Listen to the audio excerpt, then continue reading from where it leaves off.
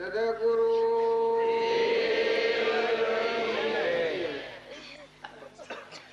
હા, આપણે બધા ભક્તિ ભજન કરીએ તો છીએ, બધા મત મત કરીએ છીએ, સત્સંગ કર કરીએ છીએ, પણ કવળ કાઢી નાખી જો સત્સંગ કરવામાં આવે તો તત આત્માનું પરમાત્માને એક થાય. નામનું અને રૂપનું કોણા ભાવ નું જેટલું માનેલું છે એટલી માનતા તો ફેરી નાખીએ આપણે. પૂર્વભાવ નું ક્રમ તો કોઈ ફેરવના નથી. કોણા ભાવ ની જેટલી માનતા છે નામની, રૂપની, ગોમની, ઘરની, જ્ઞાતિની આ કલ્પનાઓ જે આપણે કરી છે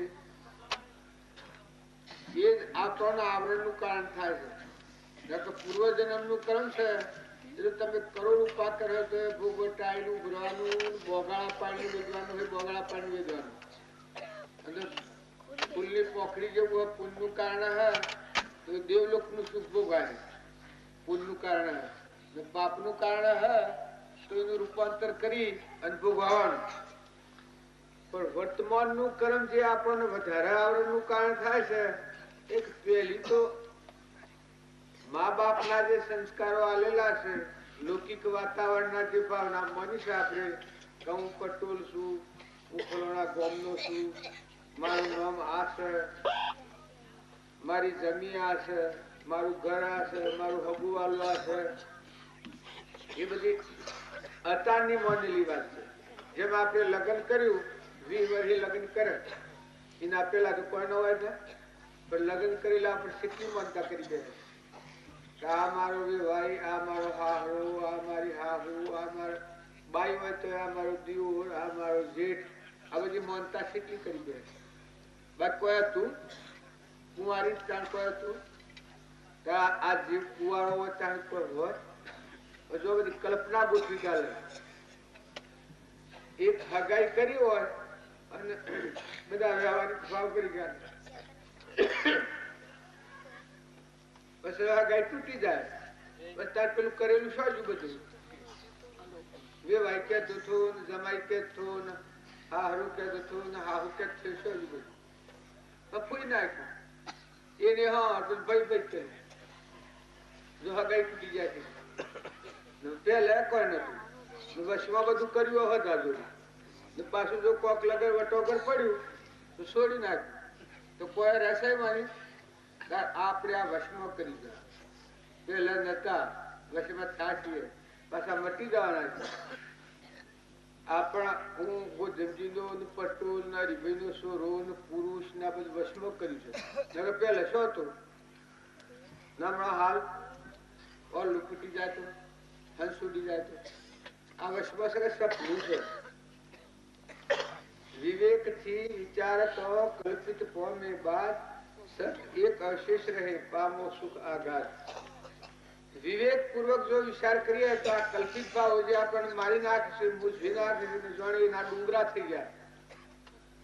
તમારું હું પૂછું કાસા શરણમાં પર રહીને ભક્તિ કરો એમાં હું ભક્તિ મંડાડ્યા કાઢી.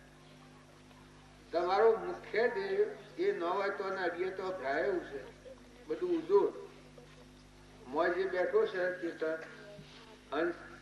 એ ન હોય તો અડીએ તો ભ્રાયું છે. અજ્ઞાન થી રચેલું છે અહંકાર થી. અહંકાર મન ઇન્દ્રિય કર્મ અને શરીર એ બગલા ભાવ છે. એ મોજેલું છે એ બધું ફેરવ ફેરવ આત્મા નથી બનતા. આત્મા ન હોય તો બધું જોડ. જો બધા આમાં ચેતન ન હોય તો કશું રે આપડે બધા છીએ બધા આ લાકડીઓ જે બધી બળે છે એમાં લાઈટ ના હોય તો આપેલા જે દીવડા પણ થાય છે તો લાઈટ ના હોય તો અંધાર રોયાની હાજર એમ આ મહિના બધા ફુગા ત્યારથી બેઠા છીએ કે તો મેં જગજગાટ એ ચેતન દેવ રમે છે દેવ અદભુત ત્રિલોકપતિ આત્મા છે ને એ આત્માના પ્રકાશથી આ દેહ જેવો શુદ્ધ કોઈ નથી. દેહ જેવું મલિન કોઈ નથી. મલિનમાં મલિન જુદો પાડતા તો આ દેહ કશાપમાં બને. ઓનો મોહ કરી અને જુઓ જીવ 84 માં જાય અને મોય અમરદેવ બેઠો છે એ વાત જોતું જ નથી. કૃપાળ જોવાનું કહ્યું છે આત્મા સત ચૈતન્યમાં સર્વભાસ રહિત જેથી કેવળ પામે મોક્ષ પંથ એ રીત શુદ્ધ બુદ્ધ ચૈતન્ય ગન સ્વયં જ્યોતિ સુખધામ બીજું કહીએ કેટલું કર વિચાર તો પામ અજર અમર અવિનાશી દેહાતીત સ્વરૂપ નિર્વિકલ્પ સ્વરૂપ લહે શુદ્ધ સંકિત તે જેમાં ભેદન પક્ષ જો આત્માનો કેવો પ્રમાણ જેમ તરવારને મેણ આ બધામાં આત્મા છે એ તરવારને મેણ જેવું છે એટલે આત્માને આપણે ન માનીએ પછી આપણે ભક્તિ કરવા જઈએ તો હું ભક્તિ કરીએ હું ભક્તિ કરે છે ભાષ્ય પૂછ્યું છે અજ્ઞાનથી હું આત્માના અજ્ઞાનથી હું છું છે એ હું લઈને ફરે એ કદી દોષ ઉપર વિજય ન મેળવે. સાધુઓ સંન્યાસીઓ હુકાઈ જાય તો પેલું હુકાઈ જાય આ શરીર હુકવી નાખે ને તલ તલ જેટલા ટુકડા કરે પણ એનાથી વર્તી સ્થિર ન થાય. અને જો તમે સત્સંગના યુગમાં નિર્મળ થઈ ને આટલું કવળ કાઢી નાખો એટલે તું કોણ આત્મા છે? કૃપાળ તો એક જ પ્રમાણ છે હું કોણ શું ક્યાંથી થયો શું સ્વરૂપ છે મારું કરું કોના સંબંધે વર્ગણાથી રાખું તે પરમ એ પ્રાપ્ત કરવા વસન કોનું સત્ય કેવળ માનવું નિર્દોષ નનું કથન માનો એના વિચાર વિવેક પૂર્વક શાંત ભાવે જો કર્યા તો સર્વાત્મિક જ્ઞાન ના સિદ્ધાંત તત્વો અનુભવ્યા રે આત્મકારો આત્મકારો શીઘ્ર એને ઓળખો સર્વાત્મામાં સમજ ચીજો આ વસનને એક જ વાક્ય છે એકને જાણો તો આખા વિશ્વને જાણો એકને ન જાણો તો કશું જાણવું નહીં. એક ગુણ છે આ જેમ ધરતી બધા ધારણ કરી રહી છે ડુંગરોને ઝાડોને પાળોને મંડવીઓને બધાની ધરતી માતા જેમ ધારણ કરી રહી છે આ વજન બધું એ જેટલી જીવાત છે એ બધામાં ચેતન દેવ રમી છે એ નથી. આ બધું હાલે ચાલે બોલે હેડે જેટલી ઇન્દ્રિયો હોય એટલું કામ કરે. ઝાડ છે ઝાડમાં એ ચેતન હોય તો કહેજો કે ઓબાનો બોર્ડ ને બોરો આવે રોય ને રોયનો આવે સફરજન આવે બદામો થાય આ બધું કાઢીએ છીએ એ બધા એ ચેતન ક્રમના વશ પુરાણું છે કરતા બોલતા થયું છે એટલી ને બધું કરવું પડે એ મરવું કરશે ને જો આ દેવને જાણો તો તમે આત્માથી શાંતિ કેમ કે બધામાં નિર્વ્યગતિ થઈ જાય નિર્મળ ભાવ થઈ જાય કપટ બુદ્ધિ છૂટી જાય. જો જુઓ તો બધા કહેલા તો મહાત્મા મહાત્મા ના તો પરમાત્મા જોઈ રહ્યા છે. એક બે ગુરુ શીલો હતા બે શીલા હતા એક ગુરુ હતા.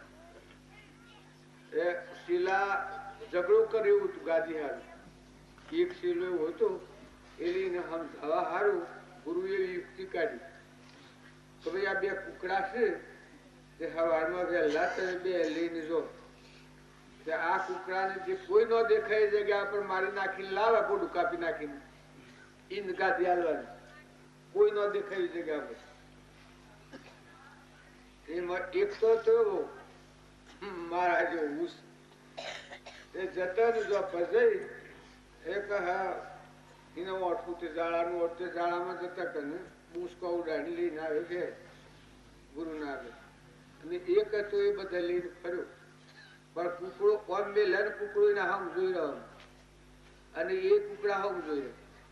અને આ પેલો જુએ કે આ મરેલો આ પાડે છે ને મારા મરેલું પાડે છે. ભગવાન જોઈ રહ્યા છે. ભગવાન તો આ પ્રકાશ દુનિયામાં દેખાય. કોઈ ભગવાન વગરની જગ્યા નથી. બધા લઈ લઈને ફર્યો, કુવામાં ઉતર્યો, જંગલમાં જો, બોક્સમાં પેઠો. પણ પેલો કુકડો ને એ બે તો ખરા કે પેલો આમ જો કુકડો પકડો એ કુકડા લઈને ઘેર આવ્યો કે ભાઈ ગાદી ના મળે તો કહો જોઈ. પણ આપણે કુકડો મળ્યા નહીં. ગુરુના આગળ લઈને આવ્યો. ગુરુ કહ્યું કે શમ ભાઈ બોલાવ્યો? સાહેબ કે જુઓ પ્રભુ, ગાદી નહીં મળે તો કહો છો, પણ ભગવાન કોઈ ન દેખાય એવી જગ્યાની કોઈ ભાડી છે એ કે સી રીતે ના ભાડી? હું જઈને જોવા બેઠો તો કુકડો જ પેલા મારા હાવ જોઈ રહ્યો.